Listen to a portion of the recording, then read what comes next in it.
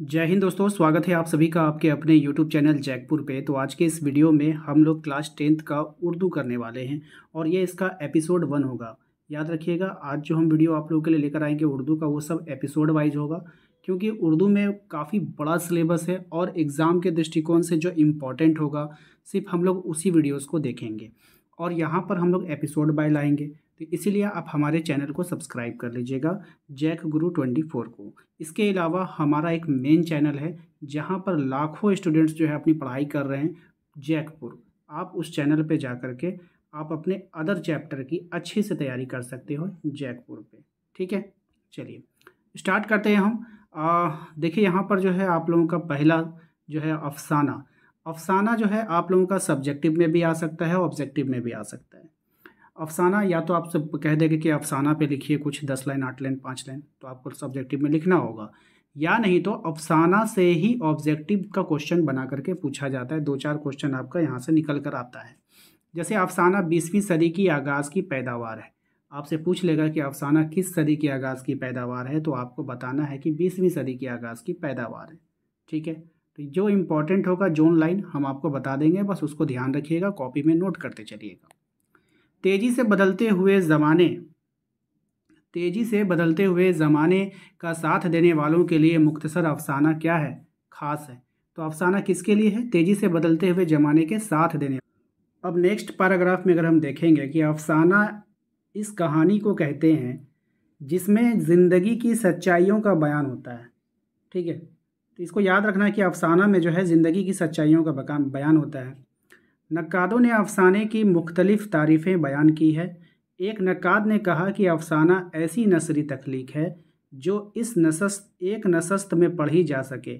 एक नक्काद का कौल है कि अफसाने में बुनियादी चीज़ें वहदत ताशीर है।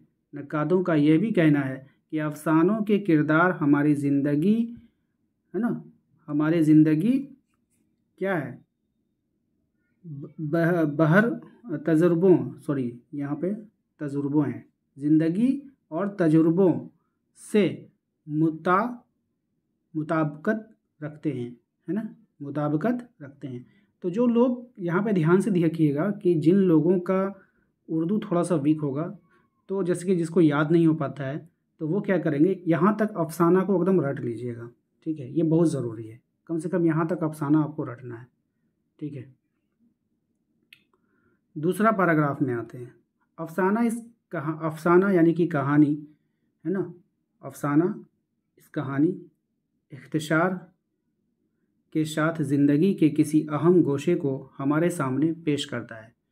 मुख्तसर होने की वजह से वाक़यात में झोल होने का अंदेशा भी कम है। अफसाना निगार का मुशाहिदा और इंसानी नफ्सियात का मुताला गहरा होता है। ठीक है, अब यहाँ पर देखिए, यहाँ से जो ऑब्जेक्टिव में आपके क्वेश्चन बनेंगे वो यहाँ से स्टार्ट होता है। अफसाना के अहम अफसाना निगारों में प्रेमचंद, अफसाना निगार का नाम क्या है? प्रेमचंद। अली अब्बास हुसैनी, शहादत हसन मंटू, असमत चुगताई, राजेंद्र सिंह बेदी, कृष्णचंद्र, गुलाम अब्बास, है ना, ये सब जो है आपका कौन है? अफसाना निगार है।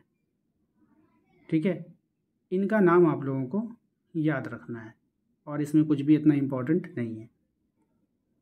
अब देखिए यहाँ पर थोड़ा सा आप लोगों को मैं लेके चलता हूँ राजेंद्र सिंह बेदी के बारे में, और यहाँ से भी आपके एग्ज़ाम में क्वेश्चन आता है। कभी कभी बोला जाता है कि राजेंद्र सिंह बेदी के बारे में कुछ लाइनें लिखिए, तो आपको लिखना पड़ेगा सब्जेक्टिव में, लेकिन ऑब्जेक्टिव में भी यहाँ से क्वेश्चन बनता है कि उनका राजेंद्र सिंह बेदी जो है तहसील ढस्का, ज़िला सियालकोट में पैदा हुए। तो राजेंद्र सिंह कहाँ पैदा हुए थे ये आपको याद रखना है। ठीक है, इब्तदाई तालीम के बाद लाहौर आ गए।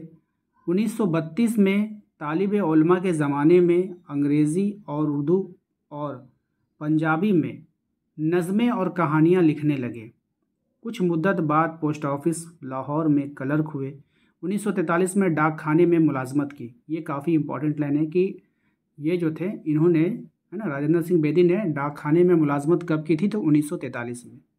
ठीक है, मुस्तफ़ी होकर वहाँ से होकर मरकज़ी हुकूमत के जो थे मर्कज़ी हुकूमत के जो वहाँ पे डिपार्टमेंट होता है ना, वहाँ पर काम किया, और इसके बाद ऑल इंडिया रेडियो में भी इसने काम किया। बहैसियत स्टाफ आर्टिस्ट का काम करने थे। कहाँ पे? ऑल इंडिया रेडियो में। कभी कभी एग्ज़ाम में मैंने देखा है, ऐसा भी क्वेश्चन आया कि वहाँ से पूछा गया था कि इन्होंने कहाँ कहाँ काम किया, तो अगर ऑप्शन में ऑल इंडिया रेडियो रहता है तो वहाँ पे ऑल इंडिया रेडियो को आंसर करना होता है। ठीक है। अब देखिए, उर्दू हमारा चैप्टर नहीं है, पहली बात मैं आप लोगों को बता दूँ। कई बार भी अगर पढ़ने में या फिर बताने में भाई थोड़ा बहुत मिस्टेक होता है तो उसको आप लोग को इग्नोर करना है। उर्दू मेरा चैप्टर ना होते हुए भी आपको को मैं बता रहा हूँ। ठीक है, ये काफ़ी बड़ी बात है। 1948 में, ठीक है, जम्मू रेडियो स्टेशन के डायरेक्टर बनाए गए। कहाँ के बनाए गए थे? तो जम्मू डायरेक्ट है ना, जम्मू, याद रखिएगा। 1948 में जो जम्मू रेडियो स्टेशन के डायरेक्टर बनाए गए थे राजेंद्र सिंह बेदी को, लेकिन एक ही साल में इस्तीफ़ा देकर बम्बई चली गए और फिल्मों के लिए लिखने लगे। इनके अफसानों के 6 मजमूए शाया हुए। दाना व दाम 1965 में, ग्रहण 1942 में और आज़ादी से पहले शाया हो चुके थे। अब जैसे आपसे पूछ लेगा कि ग्रहण किसका अफसाना है, तो आपको बताना है राजेंद्र सिंह बेदी का अफसाना है। दाना व दाम किसका अफसाना है? तो राजेंद्र सिंह बेदी का अफसाना है। क्वेश्चन घुमा के पूछेगा तो आपसे बोलेगा बताइए इनमें से कौन जो है राजेंद्र सिंह बेदी का अफसाना है। तो जहाँ पे आपको दाना व दाम दिख जाए, जहाँ पे आपको ग्रहण दिख जाए, तो ये सब इनका अफसाना है। ठीक है, आइए उसके आगे बताते हैं इनके बारे में कुछ। कोख जली, ये भी देख लीजिए, इनका अफसाना है। अपने दुख मुझे दे दो, ये भी इनका राजेंद्र सिंह बेदी का अफसाना है। हाथ हमारे कलम हुए, ये भी उनका अफसाना है। और मुक्ति बोध, ये भी उनका अफसाना है। आज़ादी के बाद मंजरे आम पर आए, यानी कि पब्लिश हुआ। ड्रामों के 2 मजमूए बेजान चीज़ें, ठीक है, और 7 खेल शाया हुए। ये सब किनका है? बेदी का। राजेंद्र सिंह बेदी का नॉवेल एक चादर मैली सी, ये इम्पॉर्टेंट है, आपसे पूछ लेगा बताइए कि नॉवेल एक चादर मैली सी का जो लेखक है, जो राइटर है, जो वो कौन है? तो राजेंद्र सिंह बेदी हैं। इनकी तसानिफ में सबसे ज़्यादा मशहूर हुआ राजेंद्र सिंह बेदी ने कुछ फिल्में भी बनाई हैं, जिनमें आप देखिए राजेंद्र सिंह बेदी ने किन फिल्मों में काम किया है? दस्तक खासी मशहूर हुई, तो दस्तक फिल्म में इन्होंने काम किया था। मिर्ज़ा गालिब, देवदास, मधुमती और अनुराधा में बेदी के मुकाबले में बहुत मशहूर हुए। ठीक है, तो ये सब आप लोगों को याद करना है और अच्छा रहेगा आपके एग्ज़ाम के लिए। अब यहाँ पे देखिए, बेदी के अफसानों में एक हमदर्द इंसान की नरमी और, है ना, हमदर्द इंसान की क्या उसको नज़र आता है उनके अफसाने में?